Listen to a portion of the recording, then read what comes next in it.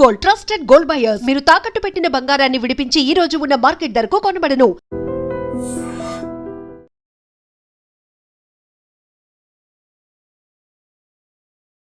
నమస్తే, welcome to iDream. నేను Rachel.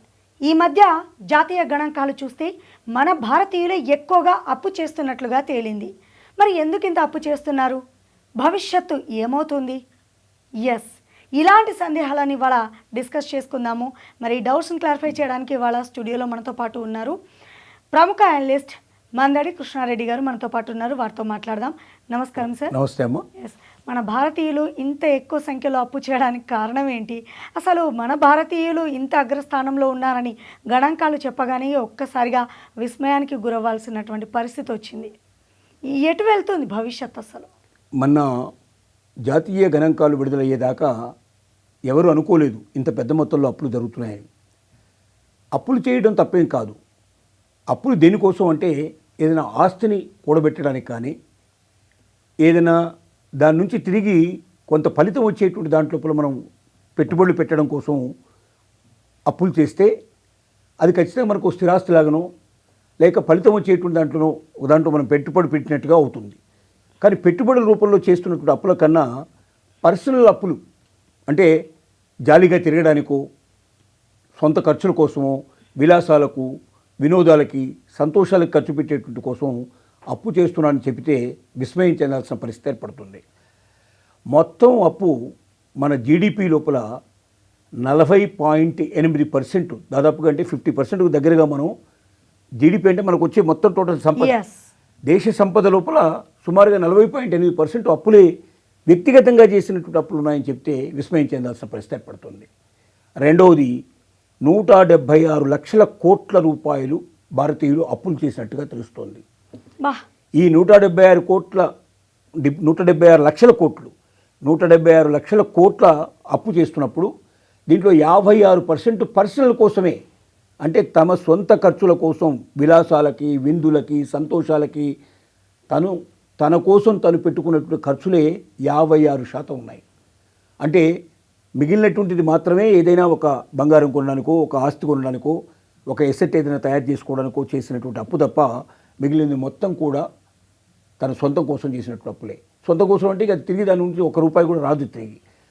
ఇంత పెద్ద మొత్తంలో చేయడానికి కారణం ఏమిటి? ఎటు వెళ్తుంది అంటే, గతం లోపల ఎక్కువగా మనం కూడబెట్టడం మీద ఎక్కువ ఆలోచించేసేవాళ్ళం. ఎంత పొదుపు చేస్తే అంత మంచిదనేటువంటి ఉద్దేశంలో మనం ఉండేవాళ్ళం. కానీ రేపటి గురించి ఆలోచించడం మానేసి ఈ రోజు గురించి మాత్రమే ఆలోచించేటువంటి పరిస్థితికి ఎక్కువగా భారతీయులు వచ్చారా అని ఒక ప్రశ్న వేసుకోవాల్సిన పరిస్థితి ఏర్పడుతుంది. దీనికి కారణం ఏంటంటే వెస్ట్రన్ కల్చర్. వెస్ట్రన్ సిస్టంలో ఏముంటుందంటే, వారంలో 5 రోజులు గాడిదలాగా పనిచేయి, 2 రోజులు గుర్రంలాగా ఎంజాయ్ చేయమంటారు. అంటే వీకెండ్ సాటర్డే సండే వాళ్ళకి హాలిడే వస్తాయి. హాలిడేస్ రోజున మొత్తం టోటల్గా అందరూ సముద్ర ఒడ్డున లేక ఏదైనా రిసార్ట్స్లకు వెళ్ళిపోయి హాయిగా సంతోషంగా గడుపుతారు ఆ 2 డేస్. అంటే ఆ 5 రోజులు సంపాదించిన సంపాదన అంతా అక్కడ ఖర్చు పెట్టేస్తారు. తర్వాత పిల్లలకి ఆస్తులు ఇచ్చేటువంటి పద్ధతులు అక్కడ లేవు, సిస్టమ్స్ లేవు. 14 ఏళ్ళు 15 ఏళ్ళు కాగానే పిల్లలు బయటికి వెళ్ళిపోతారు. 14 ఇయర్స్కి వెళ్ళిపోయేటువంటి సిస్టమ్, కొన్ని చోట్ల 15-16 ఇయర్స్కి వెళ్ళిపోయే సిస్టమ్ ఉంది. వాళ్ళు వెళ్ళిపోయి వాళ్ళంతా వాళ్ళ ఆస్తులు కూడా పెట్టుకుంటారు, వాళ్ళ జీవితం వాళ్ళే గడుపుతారు. అసలు తల్లిదండ్రులతో ఏ రకమైన సంబంధం ఉండదు. ఏదో మదర్స్ డే రోజున మదర్ని పలకరిస్తారు, ఫాదర్స్ డే రోజున ఫాదర్ని పలకరిస్తారు. మిగతా రోజుల్లో ఒకరికొకరి సంబంధాలు ఉండవు. తల్లి కూతుళ్ళు ఇద్దరు హోటల్కి వెళ్తే ఎవరి బిల్లులు వాళ్ళు పే చేస్తారు. తండ్రి కొడుకులు ఎవరు హోటల్కి వెళ్తే ఎవరి బిల్లులు వాళ్ళు పే చేస్తారు. అలాంటి మెటీరియలిస్టిక్ లైఫ్ వాళ్ళు గడుపుతున్నారు.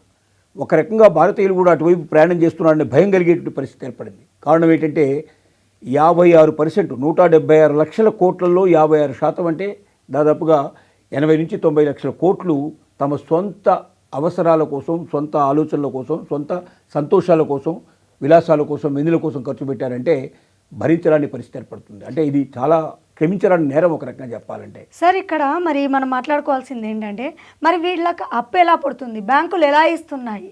ఏం చూసి బ్యాంకులు అప్పు ఇస్తున్నాయి? ఇప్పుడు ఒక మధ్యతరగతి మనిషి ఏదైనా బ్యాంక్కి వెళ్ళి అప్పు తీసుకోవాలి అంటే 1.25 లక్ష డాక్యుమెంట్స్ అడుగుతారు. మరి వీళ్ళ విషయంలో ఎందుకు అలా జరగట్లేదు? ఇప్పుడు బ్యాంకులు ఒక్క లోనే కాకుండా డిజిటల్ లోన్స్ ఇప్పుడు బాగా విపరీతంగా పెరిగిపోయినాయి. యాప్స్ వచ్చాయి. యాప్స్ లోపల మీరు అడుగుతాడు, మీ డీటెయిల్స్ అడుగుతాడు. 5,000, 10,000, 25,000 అట్లాగా చిన్న లోన్స్ ఇస్తారు వాళ్ళు.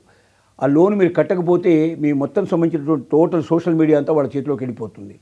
అవసరమైతే యువతల వ్యక్తిని ఎంత వ్యంగ్యంగా, ఎంత అసహ్యంగా వాళ్ళ బంధువులకు, వాళ్ళ స్నేహితుల ముందర, అందరి ముందర పూర్తిగా పరువు తీసేటువంటి ప్రయత్నాలు కూడా చేస్తారు.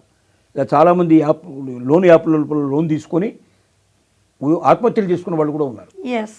సో ఇలాగా ఎక్కడ అప్పు పుడితే అక్కడ చేసే ప్రయత్నం చేస్తున్నారు. ఒక బ్యాంకులనే కాకుండా నాన్ బ్యాంకింగ్ ఫైనాన్స్ కంపెనీలు ఉన్నాయి, ప్రైవేట్ కంపెనీస్ ఉన్నాయి, తర్వాత రకరకాలుగా ఈ ఆశలు పెట్టేటువంటి వాళ్ళు కొన్ని రకాల వాళ్ళు ఉన్నారు, కొన్ని డిజిటల్ యాప్స్ ఉన్నాయి. ఏ రూపంలో దొరికితే ఆ రూపంలో ఎక్కడ దొరికితే దీంతో పాటుగా బ్యాంక్ గోల్డ్ పెట్టి లోన్ తీసుకునే పద్ధతులు, ఆస్తులు పెట్టి లోన్ తీసుకునే పద్ధతులు, ఇలా రకరకాల పద్ధతులు వచ్చాయి.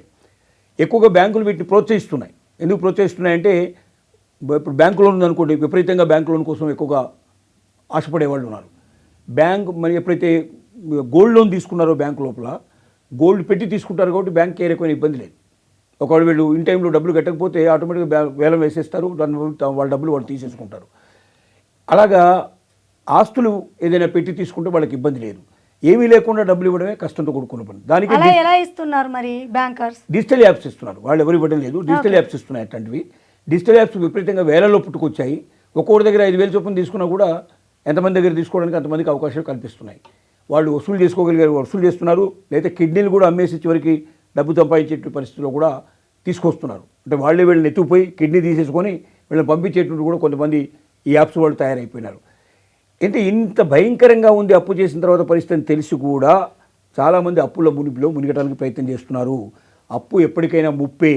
అప్పు చేసిన వాడు సుఖంగా శాంతిగా ప్రశాంతంగా బతకలేడు, వాడు నిద్రపోలేని పరిస్థితి ఏర్పడుతుంది. కాబట్టి భారతీయులు ఇప్పుడు ఏదైతే జాతీయ గణాంకాలు రిలీజ్ అయ్యాయో దీని ప్రకారంగా ఇంత పెద్ద మొత్తంలో అప్పు చేసిన పరిస్థితి నుంచి వీళ్ళని అప్పు నుంచి బయటికి తీసుకురావడం ఎట్లాగా, వీళ్ళకు పొదుపు నేర్పడం ఎట్లాగా, వీళ్ళ జీవితంలో తిరిగి మళ్ళీ ఈ రకమైన భయాందోళన నుంచి వీళ్ళని ఎలా బయటికి తీసుకురావాలని కేంద్ర ప్రభుత్వం కూడా అనేక పథకాలు ఇప్పుడు ఆలోచన చేస్తుంది. దీంట్లో ఇంపార్టెంట్ పాయింట్ ఏంటంటే క్రెడిట్ కార్డ్స్ అనేటివి ఇబ్బడి ముబ్బడిగా ఇచ్చేస్తున్నారు. ఈ క్రెడిట్ కార్డ్స్ అనేటివి కూడా వాడుకుంటే మంచిదే సరిగ్గా, కానీ వాడుకోకపోతే ఎంత ప్రమాదము, దీన్ని ఎంతమంది క్లియర్ చేస్తున్నారు, ఇదొక మెయిన్ పాయింట్. ఇప్పుడు బ్యాంకులు కూడా క్రెడిట్ కార్డుని ఎందుకు అలవాటు చేయడానికి ప్రయత్నం చేస్తున్నాయంటే సులభంగా క్రెడిట్ కార్డు ఉందంటే వెంటనే కొనేసే ప్రయత్నం చేస్తారు, తినేసే ప్రయత్నం చేస్తారు, రకరకాల దాన్ని యూజ్ చేస్తారు. కానీ తిరిగి కట్టేటప్పుడు చాలామంది ఇన్ టైంలో కట్టడం లేదు. కట్టకపోయినప్పుడు ఏం చేస్తారంటే వాడి మీద యాక్షన్ తీసుకునే ప్రయత్నం చేస్తారు. క్రెడిట్ స్కోర్ తగ్గిపోతుంది, వేరే చోట్ల ఇక్కడ లోన్లు పుట్టవు, రకరకాల సమస్యలు వస్తాయి. తర్వాత ఏం జరుగుతుందనే దానికన్నా ఇప్పుడు నేను ఎంజాయ్ చేస్తున్నా లేదా, ఇప్పుడు ఆ డబ్బు తీసుకుని నేను సంతోషపడుతున్నా లేదా అని దానికే ప్రిఫరెన్స్ ఇస్తున్నారు. అంటే రేపటి గురించి ఆలోచించకుండా ఈ రోజు గురించి ఆలోచించేటువంటి స్థితికి భారతీయులు ఎక్కువ మంది ముందుకెళ్తున్నారా అనే ఒక భయాందోళన కలిగించేటువంటి గణాంకాలు ఇవి. కాబట్టి ఈ గణాంకాలను బట్టి కేంద్ర రాష్ట్ర ప్రభుత్వాలు జాగ్రత్త తీసుకొని ప్రజల్ని వీటిలోంచి బయటికి తీసుకొచ్చి వీలైనంతవరకు పొదుపు నేర్పి అప్పుల ఊబిలోంచి బయటికి తీసుకురావడానికి ప్రయత్నం చేయాలి. వ్యక్తిగతంగా ప్రతి ఒక్క వ్యక్తి కూడా మారి నేను ఇది చేస్తున్న పని కరెక్ట్ కాదు, ఇప్పటి నుంచి అని నేను మార్చుకోవాలనే భావనకి రావాల్సిందిగా మనం తెలియజేస్తున్నాం. అంతకన్నా మనం చేయగలిగేది ఉంది, మనం వాళ్ళలో ఒక మార్పు కోరడానికి మాత్రం ప్రయత్నం చేద్దామని ఆశిస్తున్నాం. రైట్. ముందుగా నాంది పలికింది అయితే కేంద్ర రాష్ట్ర ప్రభుత్వాలే డిజిటల్ పేమెంట్ వైపు అడుగులు వేయాలి అని ప్రతి ఒక్కరికి చెప్పింది. ఇప్పుడు అవే దీన్ని మిస్యూజ్ చేసి ఇంతగా అప్పులకు పాల్పడుతున్నారు అని అంటే ఒక రకంగా దీన్ని ఎలా అని చెప్పాలి అనేది అర్థం కాని ప్రశ్న. డిజిటల్ పేమెంట్ ఎందుకు చేసిందంటే క్యాష్ను ఎక్కువగా తీసుకోవడం వల్ల చేయటం వల్ల క్యాష్ ట్రాన్సాక్షన్లు సమస్యలు చాలా ఉన్నాయని. రెండోది ఎప్పుడు డిజిటల్ ట్రాన్సాక్షన్ చేస్తారో అప్పుడు మీరు ఎంత వాడుతున్నారో తెలుస్తుంది కాబట్టి ఈజీగా ఇన్కమ్ ట్యాక్స్ కలెక్ట్ చేయడానికి అవకాశం ఉంటుందనే ఉద్దేశంతో ఇన్కమ్ ట్యాక్స్ ఆటోమేటిక్గా పడుతుంది.